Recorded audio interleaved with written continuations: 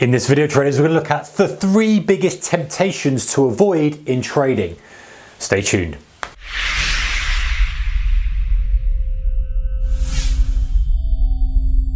Hey guys, warm welcome to you. So if you could only work on 3 things in your trading, these are probably the 3 biggest things. And these are without a doubt the 3 things that I know are my biggest temptations. They have been my biggest temptations. They may well be for you. And actually, when I speak to loads of traders, these are super common. So we have to watch out for them. We have to look for what's causing them, and we have to prevent them at all costs because they are damaging. Okay, the first one, talked about this loads, guys, but over trading. I cannot stress enough, and I'll talk about it in every video if I have to, if we save 1 or 2 traders from over trading and blowing up, job done. Because it's just such a thing that we want to do, right? I'm with you, I get it. I want to trade because if we have a trade on, we know that's the only time we're going to make money as traders. We can't make money if we haven't got a trade on. Or that's what we think. But in reality, it's picking our sweet spots that matter the most. Jesse Lovimore has said it. I did a recent video that's uploaded and said it, talked about it very often. All the greats say it, and it's so true. I bet if you looked at your P&L, you'd know that it was overtrading. It's the biggest temptation. Why is it so tempting? Because exactly that. We think to make money, we have to be in a trade, and it's logical and it's correct. We cannot make money if we're not in a trade. However, what we don't remember is that we can also not lose money if we're not in a trade. We can't lose money if we're not in a trade as well. So you can lose money if you're in a trade, you can make money if you're in a trade. If you're only looking at one side of the coin, then you're not looking at it correctly, because the worst thing you can do, exactly what happens when you're overtrading, is you place trades that aren't really the best trades. You lose. You're better off sitting on your hands and trying to pick the best trades. Now, cherry picking. Is it always going to work? Well, I wish it did, guys. If it did, we would probably all be multi-billionaires. We'd just wait for the trade that we knew had a 99.9% expectancy, and we would just push our full net worth onto the trade and let it mature and make several 100% on that, take it out again and rinse and repeat. It doesn't work like that. We know that. However, we can at least, the very first step is to cut out any of the stuff that we know doesn't serve us as traders. We know there's a group of trades that we're doing, we're overtrading. If we got rid of that, and we would have a massive difference. I've done a video on overtrading before, and there's going to be another one coming up again. Going to add some more little bits and pieces on it. I want to build on this overtrading thing because, listen guys, it hits me. It's hit me before. I know that it's there because I want to trade, especially you day traders out there. If you're a day trader, you want to trade, but we have to rein it in. We have to control it. Have to drill into our brains that it's not in our best interest to be trading all the time. It's in our best interest to be trading the very best strategies and setups. The filter process is all about trying to not only give the high quality trades, but to reduce the overtrading. Step-by-step filters before you even look at the thing to get into the trade. Filter, does it pass that? Does it pass this? Does it pass that? And the primary thing that we talked about is that it stops you overtrading stuff that is going to kill you. So there's that. Right, number 2. Chasing.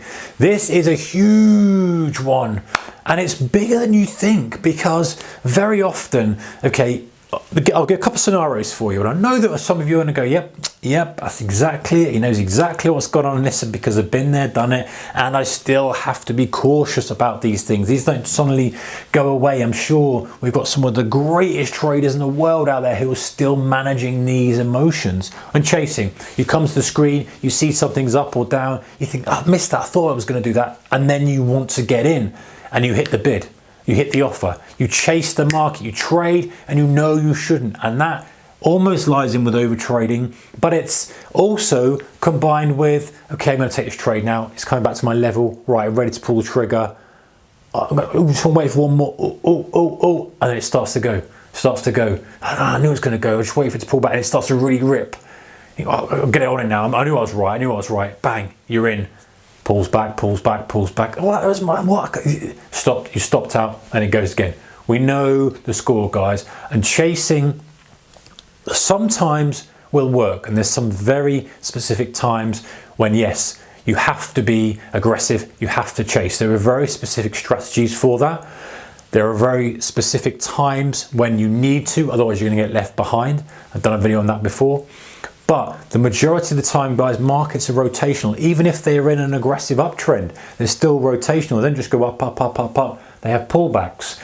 Most of the time in a range back, if we're in a slow uptrend, they're pulling back, And so chasing very, very, very rarely is in your best interest. There's always opportunity to buy something on a dip. There's always opportunity to wait for the next test, to wait even for the next setup. Let's say you've missed the test of a level, you're like, listen, third test is too much. Let's wait. Let's let the whole cycle of the market go into a new cycle, a fresh move. Get out of the area and go into a new fresh territory of trade. A new fresh approach, a new fresh setup will appear. And that then is so refreshing to be able to trade from that as opposed to chasing after stale stuff that you've missed. Number 3, too much risk. Big one this one whacked me a couple of times, probably 10 years ago, 11 years ago, maybe even less than that, a couple of times, whacked by trading too aggressively, too much.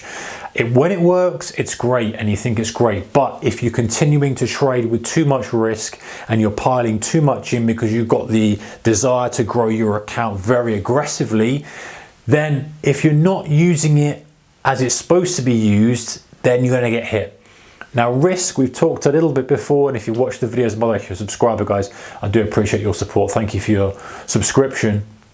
But we talked a bit about this before, where if you're piling risk on just with no regard for the downside, you're going to get hammered from time to time. Probably you will get hammered over the long period. Whereas if you're pushing in risk when things are lined up, you've managed it as much as you can, maybe you're risking like a week's worth of gains or something on an A+ setup, that's a little bit different.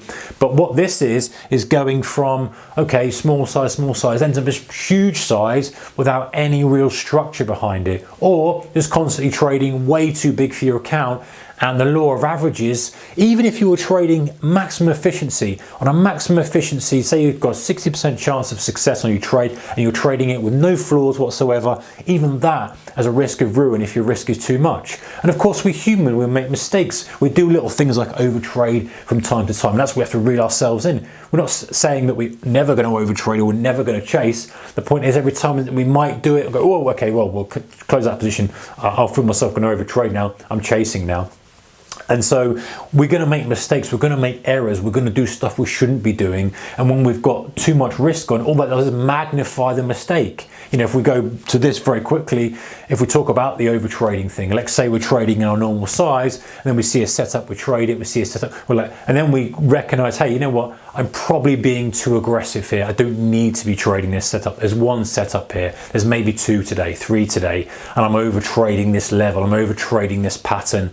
It's either going to work, it's either going to do this or do that. I don't need to be this active in it. There's no real damage. You recognize that what you're doing isn't in your best interest, the overtrading, you recognize chasing, whatever it may be, and you step back. Now, if you're doing that with really excessive size, you're amplifying that damage because maybe it's 10 times the damage, and also you're amplifying the emotion from it. You know, a small couple of $100 loss or whatever contract size you're trading, that it matters is like, okay, it was what it is. But if that turns into a 20 grand loss, then that's going to sting even more, and all of a sudden this becomes way more hurtful. And so generally speaking, guys, too much risk isn't good as a whole. I know I've talked about before where if you've got the right spot, I'm a big advocate of pushing the throttle down when times are right, and I've done a whole kind of few videos based on that. But broadly speaking, if you're trading too big for your account size, that is going to kill you. And it's tempting. I know these are all tempting, right?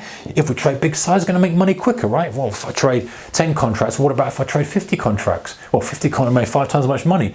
There's simple maths on it. So I make 1 grand, I can make 5 grand. Well, I can make, you know, and that's what we have in our minds. And same with the overtrading. Well, if I trade regularly, and if I'm making, you know, £2,000 per trade, if I'm doing 5 trades a day and I'm trading 5 contracts, you know, I can be doing 80 grand. You start thinking about these numbers, and then you start thinking, well, if I want to get this because it's a big move and it's going to go rip up to the sky, and I want to be on it.